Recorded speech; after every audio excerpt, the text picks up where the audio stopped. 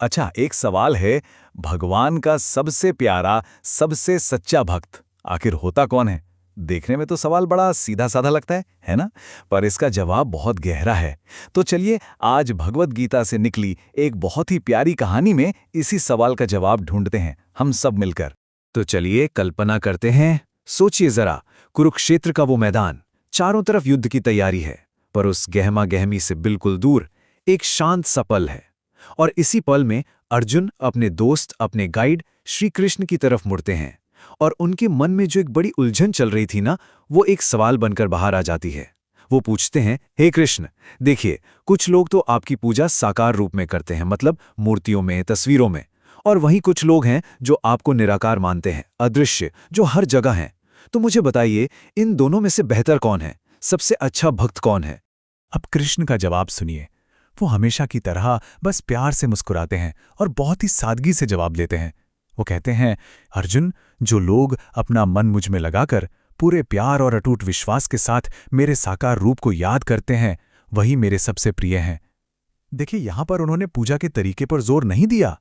जोर किस पर था? सिर्फ दो चीजों पर, एक प्रेम और दूसरा अटूट विश्वास। अब इस बात को और अच्छे से समझाने के लिए, ताकि अर्जुन के मन में कोई शक न रह जाए, कृष्ण एक छोटी सी बड़ी प्यारी सी कहानी सुनाते हैं। ये कहानी है एक गांव की और उस गांव में रहने वाले दो भक्तों की। तो कहानी में दो लोग हैं, एक का नाम है राम और दूसरे का श्याम। राम जो थे वो एकदम सीधे साधे सरल भक्त थे। उनका रोज का नियम था मंदिर जाना, भगवान की मूर्ति के सामने हाथ जोड़ना और प्रार्थना करना। और वहीं दूसरी तरफ थे श्याम। श्याम थोड़े ज्ञानी किस्म के थे। उनका मानना था कि भाई भगवान का कोई रूप नहीं होता, वो तो हर कण कण में है। तो वो क्या करते थे? वो बस आंखें बंद करके ध्यान लगाकर उन्हें महसूस करते थे। अब देखिए, दोनों के रास्ते कितने अलग थे, है ना?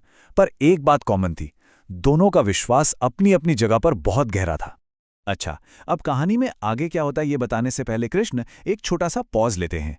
वो अर्जुन को पहले ये समझाते हैं कि देखो, रास्ता कोई भी चुनो, पूजा कैसे भी करो, असली पहचान बाहर से नहीं, अंदर के गुणों से होती है।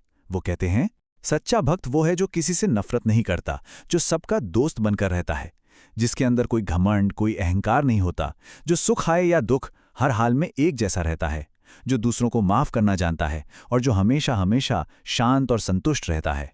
तो कहानी आगे बढ़ती है और फिर एक दिन उस गांव पर एक बहुत बड़ी मुश्किल आन पड़ी। समझ लीजिए कि ये उन दोनों भक्तों की परीक्षा की घड़ी थी। हुआ ये कि गांव में एक बहुत ही भयानक तूफान आ गया, इतना भयंकर कि सब कुछ तहस-नहस हो गया, सब हिल गए।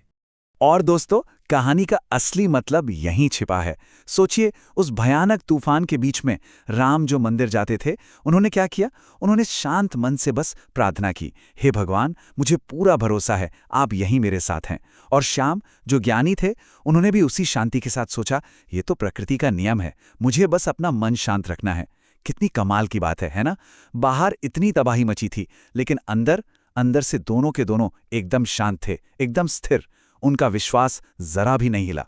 तो ये कहानी खत्म करके कृष्ण फिर से अर्जुन की तरफ देखते हैं, मुस्कुराते हैं और पूछते हैं, आप समझे अर्जुन, असली सवाल ये था ही नहीं कि राम बेहतर है या श्याम। सच्चा भक्त तो वो है जो हर हाल में, हर मुश्किल में शांत रहे, प्यार से भरा रहे और जिसका विश्वास कभी ना डगमगाए। तुम पूजा कैसे करते हो ये उतना जरूरी नहीं जितना ये जरूरी है कि तुम्हारे मन की हालत कैसी है।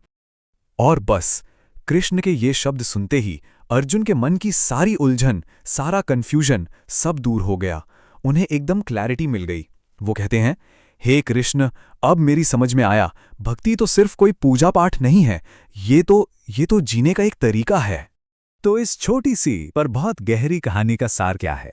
बहुत सिंपल है। सच्चा भक्त वो है जो सबसे प्यार करे, जो मुश्किल से मुश्किल हालात में भी शांत रहे और जिसका भगवान पर भरोसा कभी ना टूटे। आप पूजा का कोई भी रास्ता चुन लीजिए, असली मंजिल तो मन की शांति ही है। और जिसके अंदर ये गुण आ गए, समझ लीजिए वही सच्चे रास्ते पर है।